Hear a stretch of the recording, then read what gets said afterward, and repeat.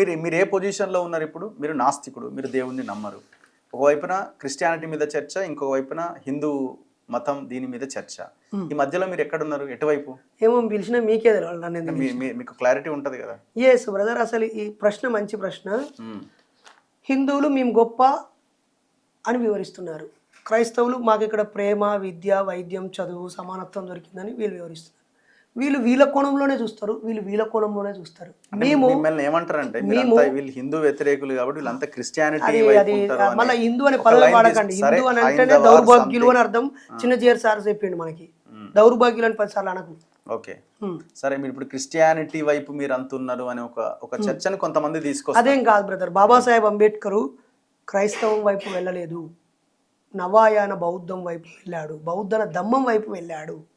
నేను మీరు మొదట్లోనే చెప్పాను, నేను ఈ సంచి ఈ రంగు వేసుకోవడానికి నేపాల్కు వెళ్ళి, బుద్ధుడు పుట్టిన ప్రదేశానికి వెళ్ళి అసలు ఆయన ఏం బోధించాడు అనేది చదివి ఆ సాహిత్యం మొత్తం వంటబట్టించుకున్నాకనే అసలు ఈ దేశాన్ని రక్షించేది, ప్రపంచంకు మన దేశాన్ని ఆదర్శంగా నిలబెట్టేది, మానవతా విలువలను అందించేది ఒక గొప్ప జీవన విధానం బౌద్ధం.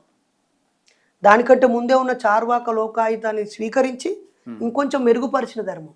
ఇంతకంటే ఉత్తమమైనది ఇప్పుడు వస్తే నేను దాన్ని కూడా స్వీకరిస్తా, దీనికంటే ఉత్తమం కాదు దాన్ని మాత్రం పక్కకు వదిలేస్తా. కాబట్టి నేను ఈ మధ్య ఆసియా నుంచి వచ్చినటువంటి హైందవ ధర్మం, ఆర్యుల ధర్మం కంటే ఆర్యుల ధర్మం, బాపన ధర్మం నా ధర్మం కాదు. నాది శ్రమజీవుల ధర్మం.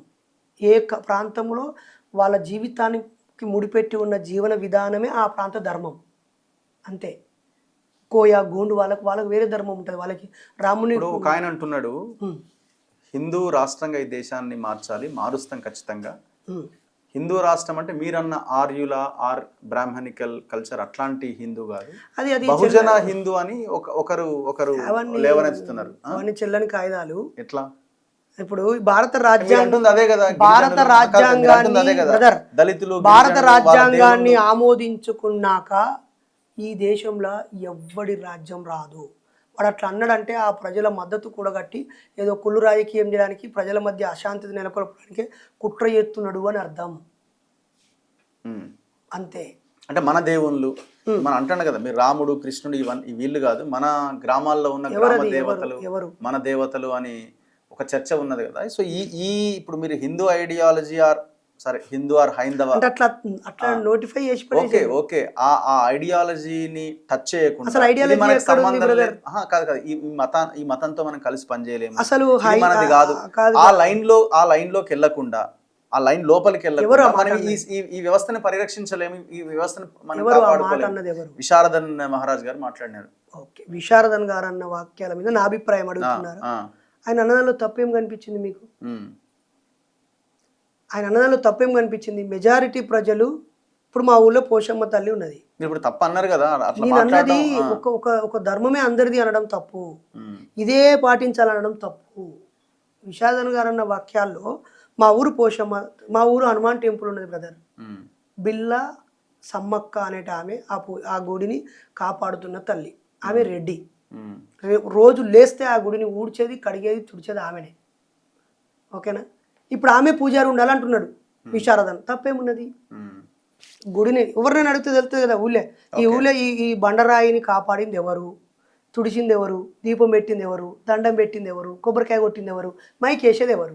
అంటే అల్టిమేట్గా మీకు ఏం కనిపిస్తున్నది? అల్టిమేట్గా మీరు అందరు కలిసి ఒక ట్రాప్ లో పడుతున్నట్టు అనిపిస్తలే? ఇది మీ ఐడియాలజీకి భిన్నంగా అందరూ అంటే నన్ను అందరిలో కలపకండి. ఎందుకంటే మీరు ఒక ట్రాప్ లో పడి ఎస్ హిందూ మతం అంటున్నారు కదా, ఇగో మేము హిందువులం, ఇగో మాది హిందూ మతం, సో దీన్ని మేము రక్షిస్తూ ముందుకెళ్తాం. అప్పుడు రేపు ఆ రాజ్యంలో ఉన్న వ్యక్తి కూడా ఏమంటాడు, చలో మేము రక్షిస్తాం మిమ్మల్ని కూడా అని చెప్పి మీ గ్రామంలో, మీ వాడలో ఆ గుళ్ళు తెరుస్తాడు, మిమ్మల్ని పూజారులను చేస్తాడు. మరి ఇదంతా మీ ఐడియాలజీకి వ్యతిరేకమైంది కదా. ఇక్కడ ఐడియాలజీ అంటే ఏంటి అనేది ఒక క్లారిటీ వస్తే ఎవరి ఐడియాలజీ ఏంటిది అనేది ప్రజలకు అర్థమవుతుంది.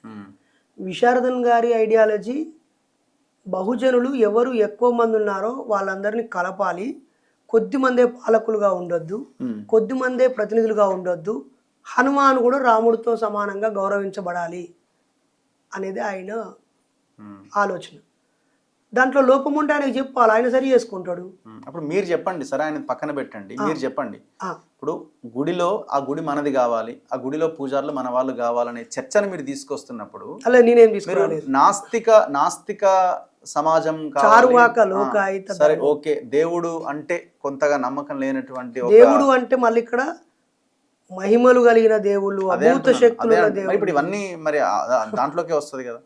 ఈడ మీరు అంటున్న ఇక్కడ పూజారులు మన వాళ్ళే ఉండాలి అనే చర్చ వచ్చినప్పుడు 100% మీరు అంటున్న నాకు మహిమలు గల్ల దేవుళ్ళ గురించి మనం ఆలోచిస్తున్నట్టు. నాకేమనిపిస్తుందంటే ఇప్పటికీ దళితులందరూ, బహుజనులందరూ దేవుళ్ళకు కనెక్ట్ అవుతలేరు, డిస్కనెక్ట్ అవుతారు. వాళ్ళ ఆడికి వచ్చినా కూడా ఈడ బ్రాహ్మణుల పెత్తనం ఏంది, ఈడ రెడ్డి వేలుమ కమ్మ కాపుల పెత్తనం ఏంది, మనకు మనమే పెద్దమ్మ దేవత ఉన్నది కదా అని ముదిరాజులు అనుకుంటారు. మడలయ్య స్వామి దేవత ఉన్నది కానీ ఇంకోళ్ళు అనుకుంటారు. కాటమరాజు దేవుడు ఉన్నాడు కదా అని గౌలోళ్ళు అనుకుంటారు. కుమ్మరోలు మా బీరప్ప దేవుడు మాకున్నాడని, యాదవులు మా కౌరేలి మల్లన్న ఐలేని ఎల్లానుండని, సమ్మక్క సారక్క ఉన్నదని, పద్మశాలిలు మా మార్కండేయ మాకు ఉన్నాడని, ఏ కులమల్లో ఆ కులము వాళ్ళ దేవుళ్ళను ముంగడి పట్టుకొస్తారు. వీళ్ళేమో ఒకే దేవుడు, ఒకే మతము, ఒకే కాల కిందకి రావాలి, ఆ బ్రాహ్మణ మతమే పెద్దది, బ్రాహ్మణుడే పెద్ద అనేటువంటి దానికి వీళ్ళు ఉన్నారు. వీళ్ళని ఎంత గుంజుకొచ్చినా బీసీలు వీళ్ళ దగ్గర కత్తలేరు. ఎస్సీలు ఆల్రెడీ రాకుండా వీళ్ళు కొంత క్రైస్తవానికి దగ్గర అయ్యారు. కొంతమంది ఎస్సీలకు సంబంధించిన ఎస్సీ హనుమాన్ టెంపుల్ వేరే ఉంటుంది, ఒకే ఊర్లో బీసీ హనుమాన్ టెంపుల్ వేరే ఉంటుంది, పోచమ్మ గుళ్ళు వేరే ఉంటాయి, అన్ని గుళ్ళు వేరే ఉంటాయి. కాబట్టి దేవుడు ఉన్నాడు అని మతము ధర్మాన్ని ఒకటి ఇన్కల్కేట్ చేసి వాళ్ళని మతాల వరకు ఏకం చేయాలనుకుంటే ఏకం అయితే లేరు. చలో రేపు ప్రతి ఎస్సీ వాడలో గుడి కడతారండి, గుడి 100% చేస్తారు, ఇప్పుడు పూజారులుగా చేస్తారు.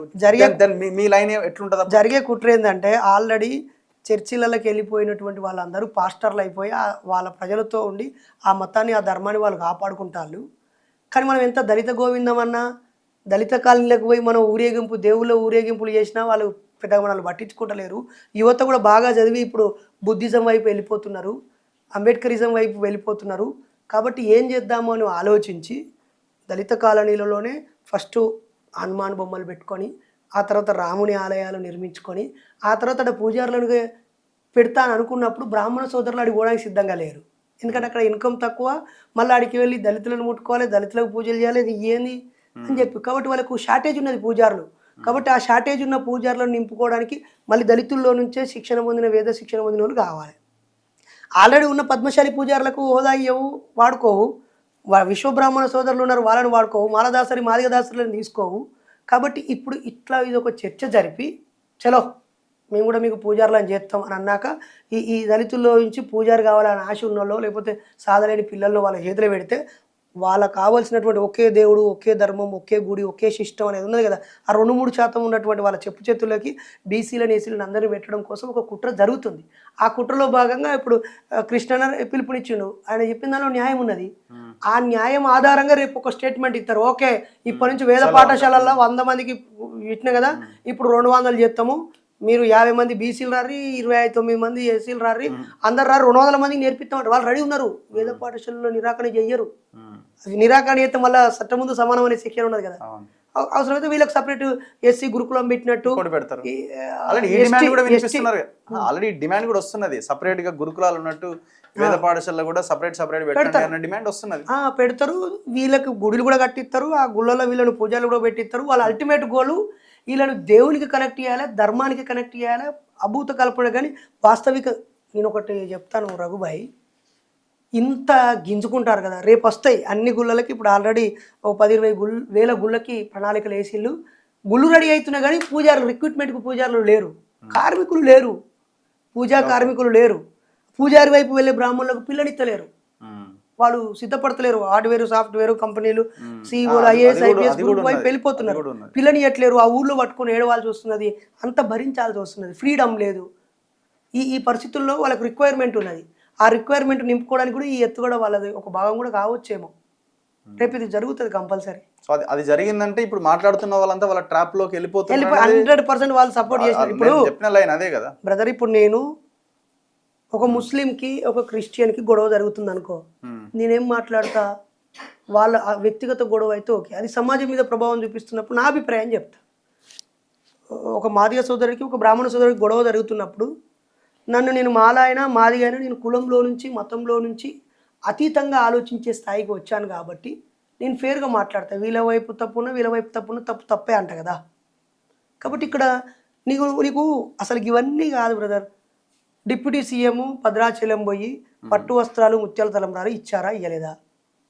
ముఖ్యమంత్రులు చంద్రబాబు నాయుడు గారు లేదా కేసీఆర్ లాంటి వారు వాళ్ళ మనమలతోటైనా రేపు రేవంత్ రెడ్డి గారైనా ఇచ్చారా ఇవ్వలేదా? వీళ్ళకి ఇచ్చే హక్కు ఎక్కడొచ్చి వచ్చిందండి? ఎవరు ఇచ్చారండి వీళ్ళకి ఈ హక్కు?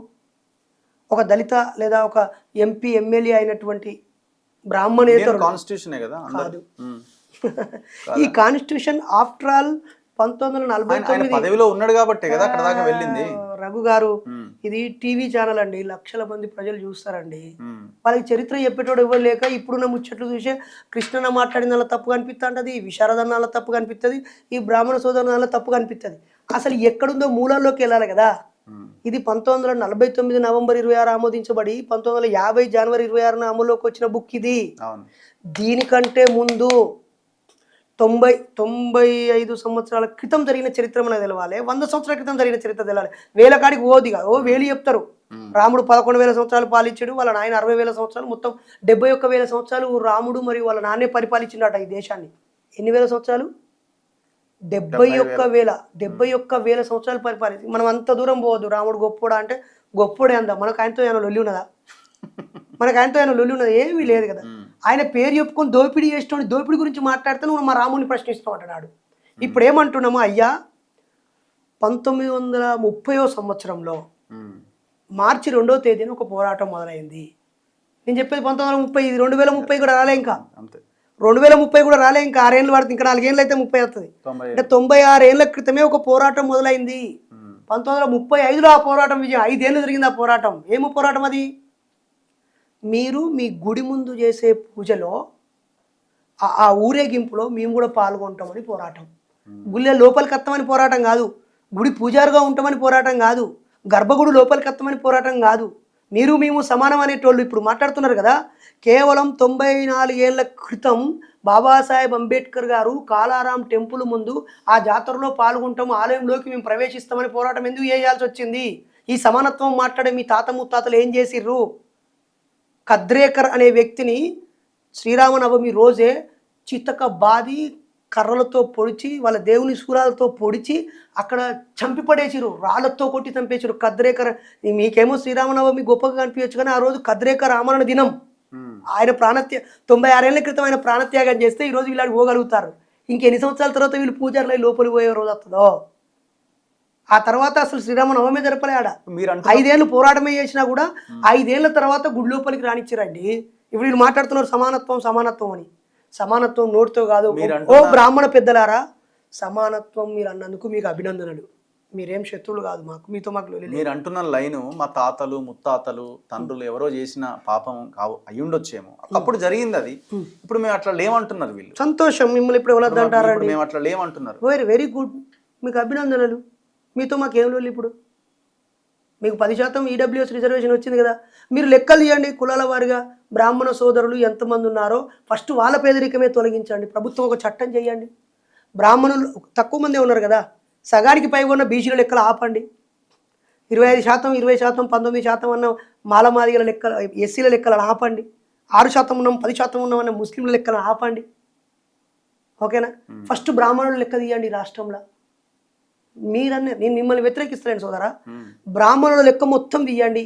కనీసం ఈ పాలకులారా, కనీసంగా బ్రాహ్మణుల్లో కొద్దిమంది బ్రాహ్మణులు ఉన్నారు, అలా చాలామంది ధనవంతులు ఉన్నారు. ఐఏఎస్లు, ఐపీఎస్లు, ప్రిన్సిపల్ సెక్రటరీలు, జడ్జీలు, ముఖ్యమంత్రుల స్థాయిలో వాళ్ళు పనిచేసులు, మంత్రులు ఉన్నారు, పెద్దలు గౌరవనీయులు, మంచి శ్రీధర్ బాబు లాంటి వాళ్ళు ఉన్నారు.